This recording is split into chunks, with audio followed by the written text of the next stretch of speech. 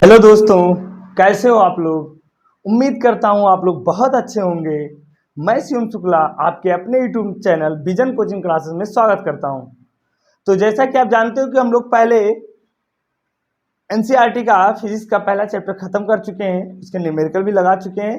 अब आज हम शुरू करने वाले हैं सेकंड चैप्टर, जिसका नाम है इलेक्ट्रोस्टैटिक पोटेंशियल एंड कैपेसिटेंस।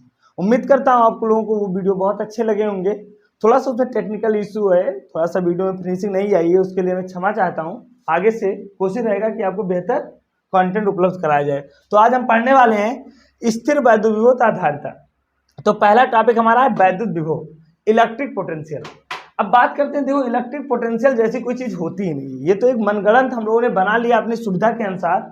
कुछ इलेक्ट्रॉन के कॉन्सेप्ट को देखकर, कुछ वैद्युत क्षेत्र के प्रॉपर्टी को देखकर हमने इलेक्ट्रिक पोटेंशियल का सृजन किया है, और उसके आधार पर हम इसके डिफिनेशन को भी पढ़ेंगे। तो जैसे इलेक्ट्रिक पोटेंशियल नहीं होता है, इलेक्ट्रिक पोटेंशियल डिफरेंस होता है। आप किसी भी ऑब्जेक्ट का टेम्परेचर नहीं बता सकते हो, कि एब्सोल्यूट टेम्परेचर नहीं बता सकते हो, हमेशा आप टेम्परेचर डिफरेंस कहते हो। आप अगर कहते हो कि ये ऑब्जेक्ट इतना 10 डिग्री सेल्सियस है, तो इसका मतलब है वो इन्वायरमेंट से 10 डिग्री सेल्सियस ज्यादा होगा, ना कि उसका एक्चुअल टेम्परेचर है। टेम्परेचर हमेशा एब्सोल्यूट नहीं माप सकते हैं, हम हमेशा डिफरेंस निकालते हैं, याद रखना। उसी प्रकार जो इलेक्ट्रोस्टैटिक पोटेंशियल है, ये इलेक्ट्रोस्टैटिक पोटेंशियल नहीं होता, इसका हम डिफरेंस निकालते हैं। तो सबसे पहले हम पढ़ेंगे वैद्युत विभवांतर। क्या पढ़ेंगे बेटा? विद्युत या वैद्युत एक ही शब्द होता है, बहुत बच्चे कन्फ्यूज। तो सबसे पहला हेडिंग लगाओ आप लोग, विद्युत विभवांतर। विभवांतर हम पढ़ने जा रहे हैं, वैद्युत विभवांतर, और इसको लिखते हैं इंग्लिश में पोटेंशियल डिफरेंस। क्या लिखते हैं बेटा? पोटेंशियल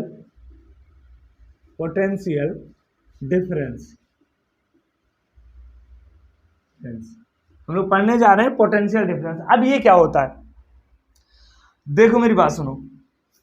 हम एक वैद्युत क्षेत्र ले रहे हैं, हमारा एक समान कोई वैद्युत क्षेत्र है। इस वैद्युत क्षेत्र में एक पॉइंट ये है और एक पॉइंट हमारा बी है, ध्यान देना। इस वैद्युत क्षेत्र में ये पॉइंट ये है और ये पॉइंट क्या है बेटा? बी है। अब यहां पर एक टेस्ट चार्ज, हमेशा याद रखना कि हम एक पॉजिटिव टेस्ट चार्ज लेंगे। क्यों लेते हैं उसको?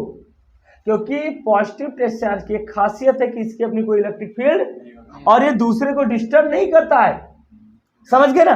तो यहां पर हमने एक पॉजिटिव चार्ज Q0 लिया, ये पॉइंट ये है, इसको यहां से यहां तक लाने में कोई बाहर वाला ही लाएगा ना, तो इसको कहते हैं work done by external. Work external यानी W एक्सटर्नल वर्क, यानी बाह्य एजेंट, कोई बाहरी व्यक्ति के द्वारा इस आवेश को यहां से यहां तक लाने में जो कार्य करना पड़ता है। क्या करना पड़ता है?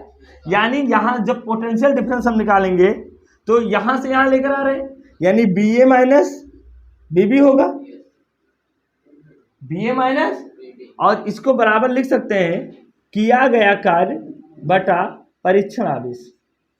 यही हमारा होता है पोटेंशियल डिफरेंस, समझ गए ना। अब यहां पर देखो, हाँ यहां इसको डेल्टा भी लिख सकते हो, इसको W डेल्टा एक्सटर्नल लिखना है, यानी बाह्य एजेंट के द्वारा किया गया कार्य। अब ध्यान दो आप मेरी बात, यहां पर दो चीज आपको ध्यान देना। आवेश को बहुत स्लोली लेकर आना है, बहुत धीरे धीरे, स्लोली।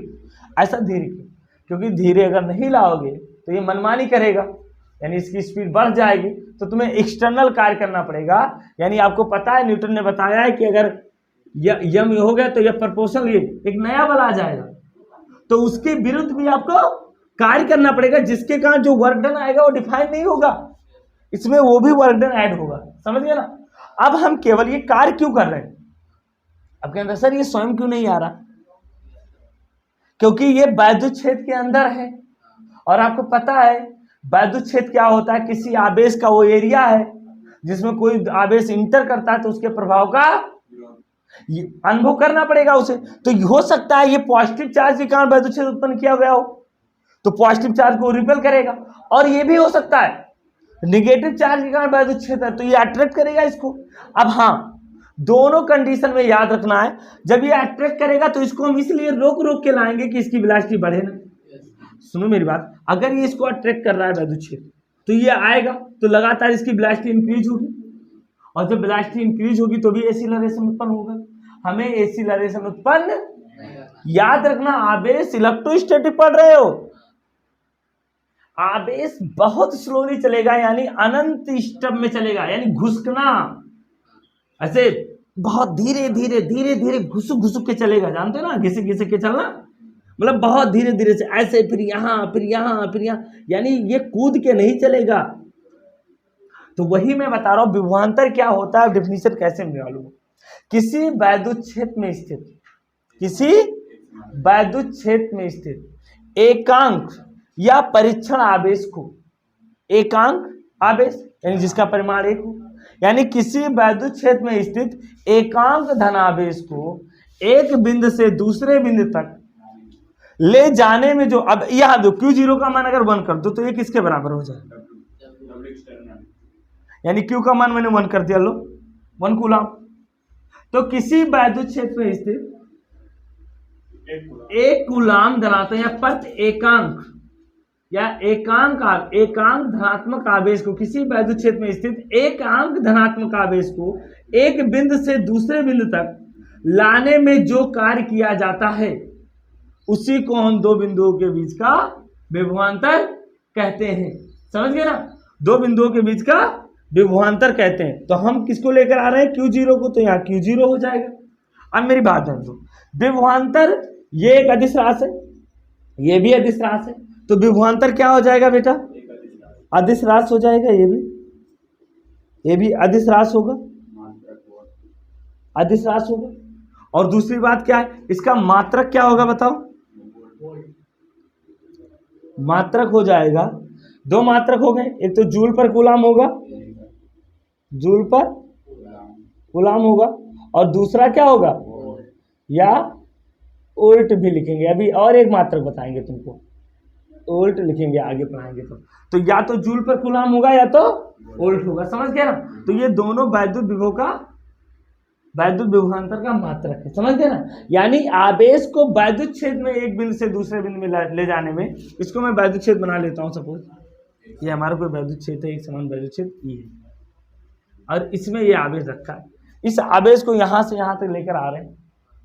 तो लाने में हमें किसी भी चीज को लाने में कार्य करना पड़ता है। और याद रखना, अच्छा ये बताओ तुमको, ये भी पोटेंशियल कहाँ डिफाइन होता है, आप फिजिक्स में दो ही जगह पोटेंशियल पढ़ोगे, या तो ग्रेविटेशनल पोटेंशियल, गुरुत्वीय विभव आपने फर्स्ट ईयर में पढ़ा है, सर फर्स्ट ईयर का नाम नहीं लो, फर्स्ट ईयर का नाम से ही तुम लोग डर जाते हो, ठीक है रहने दो, तो वहां पर आपने पढ़ा है। और या तो आप यहां पढ़ने आ रहे हो इलेक्ट्रिक में, तो यहां पर जो विभव पढ़ रहे हो आप इलेक्ट्रिक पोटेंशियल पढ़ रहे हो, यानी वैद्युत विभवांतर। और ध्यान दो विभवांतर क्यों आया, आप ये बताओ, किसी की तुम क्षमता बता सकते हो पोटेंशियल, अकेली नहीं बता सकते हो। अगर तुम्हें इनकी पोटेंशियल बताना है तो आपको किसी से कंपेयर करना पड़ेगा। हम कहते हैं इनकी पोटेंशियल इनसे ज्यादा है, क्षमता ज्यादा है, पावर ज्यादा है, मतलब कंपेयर किया ना हमने, तो कंपेयरिंग होता है, ये एक्चुअली होता नहीं है अकेला पोटेंशियल होता ही नहीं है। अब दूसरी बात है, पोटेंशियल क्यों आया, पोटेंशियल हम क्यों पढ़ रहे हैं, तो उसके लिए जिम्मेदार है इलेक्ट्रोस्टैटिक फोर्स। इलेक्ट्रोस्टैटिक फोर्स एक कंजर्वेटिव फोर्स है जो रास्ते पर निर्भर नहीं कर रहा है। तुम इसको ऐसे लेकर जा रहे हो, तुम इसको ऐसे लेकर जा रहे हो, ध्यान देना मैं यहां बताने की कोशिश कर रहा हूं, तुम एक ऐसे भी लेकर आ सकते हो इसको, और तुम इसको ये लो ऐसे, यहां पर लाने में आपको W1 कार्य करना पड़ा, यहां पर लाने में आपको W2 कार्य करना पड़ा, यहां पर लाने पर आपको W3 कार्य करना। तो याद करना इस दोनों स्थितियों में W1 बराबर होगा W2 के और बराबर होगा W3 के, यानी ये रास्ते पर निर्भर नहीं कर रहा है कार्य, ये केवल ये, और इसीलिए पाथ डिफरेंस नहीं है, इसीलिए ये संरक्षी बल है। संरक्षी बल की एक खासियत होती है कि उसके द्वारा किया गया कार्य रास्ते पर निर्भर, तो दो ही संरक्षी बल है, एक तो गुरुत्वाकर्षण बल है और एक तो वैद्युत बल है। समझ गए ना, तो इसीलिए यहां पर पाथ चाहे जैसा हो, चाहे तुम ऐसे जुम्मा जुम्मा लेकर जाओ, चाहे तुम उम्मा उम्मा लेकर जाओ, चाहे तुम सीधा लेकर जाओ, कार्य बराबर होगा। समझ गए ना, तो संरक्षी बल है, इसीलिए पोटेंशियल डिफरेंस डिफाइन है। समझ गए ना, पोटेंशियल डिफरेंस हमने, तो विभवांतर की अगर हम डिफिनीशन लिखेंगे तो ये तो समझ में आ गया ना, इतना समझ में आया कैसे होता है, मतलब ये हमारा वैद्युत विभवांतर क्या होता है। हाँ, असंरक्षित बल होता है जो पाथ पर निर्भर नहीं करता है। तो एक सेकंड के लिए हम लोग थोड़ा इसका डिफिनीशन लिख रहे हैं। क्या लिख रहे हैं बेटा? डिफिनीशन लिख रहे हैं। पोटेंशियल डिफरेंस का परिभाषा कैसे लिखोगे आप? तो यहां पर हमारे दो बिंदुओं के बीच का जो विभवांतर होगा उसकी डिफिनीशन आपके सामने आ गई है। एकांक परीक्षण आवेश को एक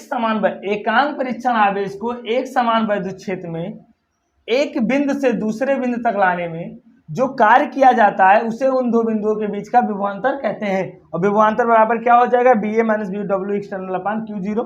ये अदिश राशि है, इसका मात्रक क्या होगा? जूल पर कूलम या वोल्ट होगा। ठीक है, इतना बेटा नोट करो आप लोग, इतना नोट करो। देखो अब हम पढ़ने जा रहे दूसरा टॉपिक है स्थिर वैद्युत विभव।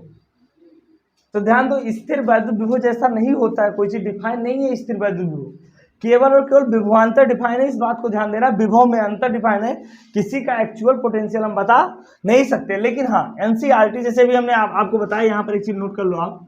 अभी आपने देखा कि विभवांतर क्या होता है? BA माइनस BB बराबर W एक्सटर्नल अपान Q0।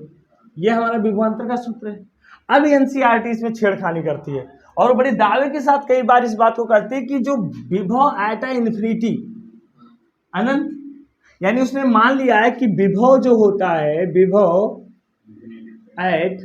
विभव जो अनंत पर होता है, क्या होता है बेटा? अनंत पर विभव जो होता है उसको हम जीरो मान लेते हैं, यानी इन्फिनिटी पर हमेशा जो बी का मान होता है वो क्या होता है? इस बात को, कितना अन्याय हुआ होगा अनंत के साथ, बेचारे को जीरो ही कर दिया इन्होंने। अनंत पे हो, जैसे तुम घर से दूर हो जाते हो फोर्स कम लगता है ना घर का, तुमको भी पता हो। जितना ज्यादा तुम दूर जाओगे उतना ज्यादा तुम क्या हो जाते हो? स्वच्छंद हो जाते हो, स्वतंत्र हो जाते हो। क्यों? क्योंकि आप बाउंडेशन में नहीं, ये बाउंडेशन है विभवांतर, मजबूरी। जो पोटेंशियल एनर्जी एक मजबूरी की ऊर्जा है, वो भी मैं आपको बताऊंगा। तो ये विभवांतर उसी से आया है। ये जो किया गया कार्य ये तो पोटेंशियल एनर्जी है। किसी भी संरक्षी बल के द्वारा किया गया कार्य सदैव उसमें स्थितिज ऊर्जा के रूप में स्थित होता है। इस बात को भी ध्यान देना आपको। तो अनंत पर विभव को हमने शून्य माना है, इस बात को। अब ये बात करो, अगर मैं एक दिमाग लगाओ, मैं बी को इनफाइनाइट मान लूं, क्या मान लूं? अब मैं चार्ज की बात करता हूं कि चार्ज कहाँ है? अनंत पे। तो ये हो जाएगा W एक्सटर्नल कहां से होगा बेटा? इन्फिनिटी टू ए, ये तो। और अपान Q0। तो यहां पर विभव क्या होता है? जीरो होता है। तो यहां पर बी इन्फिनिटी पर विभव का मान जीरो होता है। तो अगर हम यहां पर लिखेंगे तो कैसे लिखेंगे? यानी अब इस बार हम मानेंगे कि आवेश अनंत पर है। हमने क्या मान लिया कि ये पॉइंट है और ये पॉइंट हमारा इन्फिनिटी है। जो पॉइंट ये है ये इन्फिनिटी है। अब अनंत से इस आवेश को धीरे धीरे धीरे धीरे हम वैद्युत क्षेत्र में बिंदु ए पर लेकर आ रहे हैं। तो ये वैद्युत क्षेत्र है, यानी यहाँ इसका प्रभाव लगेगा। तो इसको लाने में भी एक्सटर्नल कार्य किया जाएगा। एक्सटर्नल कार्य क्या हो जाएगा? इन्फिनिटी टू ए। अनंत से लाने में क्या गया? किस चार्ज को लेकर आ रहे हैं? वही परीक्षण आवेश, टेस्ट चार्ज। तो इस चार्ज को अनंत से अब वैद्युत क्षेत्र में किसी बिंदु ए पर लाने पर जो कार्य करना होगा वो क्या होगा बेटा? यहां पर भी पोटेंशियल डिफरेंस ही है, BA माइनस B इन्फिनिटी बराबर क्या हो जाएगा? W external upon Q0। और ये कहां से कहां है बेटा? इन्फिनिटी टू ए से लाने में क्या गया? याद रखना, आवेश को कुदा के नहीं लाओगे, रुला के नहीं लाओगे, बहुत प्यार से धीरे धीरे लेकर आओगे, ताकि वो डिस्टर्ब ना हो, किसी दूसरा बल ना लगाना पड़े, क्योंकि वो वैसे ही आना नहीं चाहता। बड़ा सुकून है उसे, मोह माया से दूर है, अनंत पर है तो उस मोह माया के अंदर नहीं आना चाहता बेचारा। तो यहां पर बी का मान जीरो, तो BA माइनस जीरो बराबर क्या हो जाएगा? W external upon Q0। और यही तो हमारा क्या आ गया? वैद्युत विभव एट अ पॉइंट आया है। समझ गए? तो अनंत पर हमने इस चीज को माना है। तो इस बात को ध्यान देना कि पोटेंशियल डिफरेंस होता है, लेकिन अनंत पर वैद्युत क्षेत्र को हम क्या मानते हैं? शून्य मानते हैं। ठीक है, तो इस बात को मैं लिख देता हूं यहां पर कि नोट करके, अनंत पर जो वैद्युत क्षेत्र होता है कि अनंत पर वैद्युत विभव को हम क्या मानते हैं बेटा? वैद्युत विभव शून्य होता है। इस बात को आपको मानना है, शून्य होता है। ये एनसीईआरटी ने माना, ये हम नहीं कह रहे हैं। शून्य होता है कि हम पर तुम लोग नाराज हो जाओ। समझ गए ना? तो यहाँ पर दो वैद्युत विभव का मैंने डिफिनेशन भी लिख दिया है, परिभाषा। एकांक परीक्षण आवेश को अनंत से वैद्युत क्षेत्र के किसी बिंदु पर, ये वैद्युत क्षेत्र हमारा कोई है, उसमें एक बिंदु ये है, तो एकांक परीक्षण आवेश को अनंत से वैद्युत क्षेत्र के किसी बिंदु पर लाने में जो कार्य किया जाता है उसी को वैद्युत विभव कहते हैं। यानी किया गया कार्य वैद्युत विभव के बराबर होता है। वैद्युत विभव को ए से बी से लिखते हैं। ये भी एक अदिश राशि है, इसका भी मात्रक वही होगा जो विभवांतर का होगा। जो वैद्युत विभव जैसी कोई चीज नहीं है, फिर भी कहता हूं वैद्युत विभव को एक बार एक पॉइंट को इन्फिनिटी मान लेते बस वही वैद्युत विभव हो जाता है। अपने एरिया को छोड़कर दूसरे एरिया से आवेश को ले आओ, वही वैद्युत विभव। समझ गए ना? तो वही बात हुआ कि अतः वैद्युत विभव बराबर W external upon Q0। इसको आप अच्छे से नोट कर लो, ठीक है। महत्वपूर्ण तथ्य है, पहला पॉइंट बहुत ध्यान देना आपको कि जो आवेश को इस तरह लेकर आना है कि वो जब एक बिंदु से दूसरे बिंदु आए तो उसके चाल में परिवर्तन ना हो। चाल और वेग में परिवर्तन, यानी चाल और वेग उसका नियत होना चाहिए। समझ गए? तो पहले पॉइंट क्या, आवेश को इस तरह एक बिंदु से दूसरे बिंदु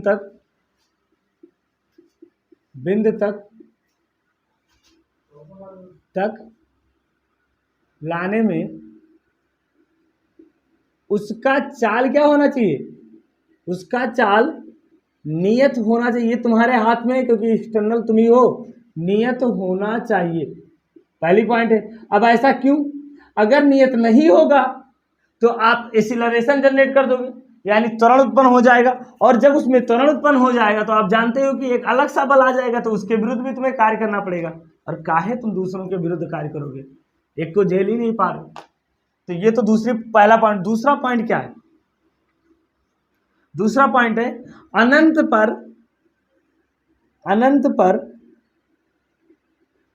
आवेश का विभव शून्य मानते हैं। क्या मानते हैं बेटा? अनंत पर आवेश का विभव शून्य होता है, ये बात ध्यान देना। समझ गए? यानी अनंत पर आवेश का मान क्या होता है? शून्य होता है। तीसरा क्या होता है?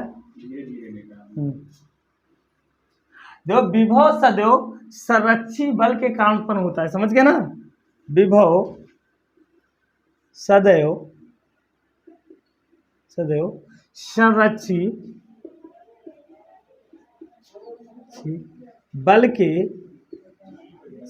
बल के कारण उत्पन्न होता है। ये भी आपको ध्यान देना है। विभव किसके कारण उत्पन्न? संरक्षी बल के कारण उत्पन्न होता है, ये बात ध्यान देना है। अब यहां पर देखो, हम विभव हमेशा क्या होता है,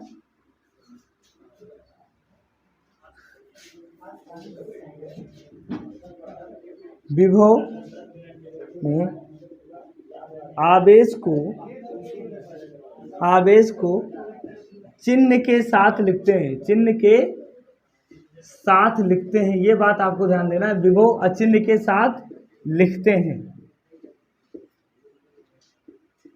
यानी क्या हो जाएगा, विभव में जो आवेश होगा उसको चिन्ह के साथ लिखा जाएगा। समझ गए? ये बात आपको ध्यान देना है। ये इतने पॉइंट है जो तुमको बहुत अच्छे से लगाना है। और वैद्युत क्षेत्र अनंत पर क्या होता है? शून्य होता है। ठीक है बेटा?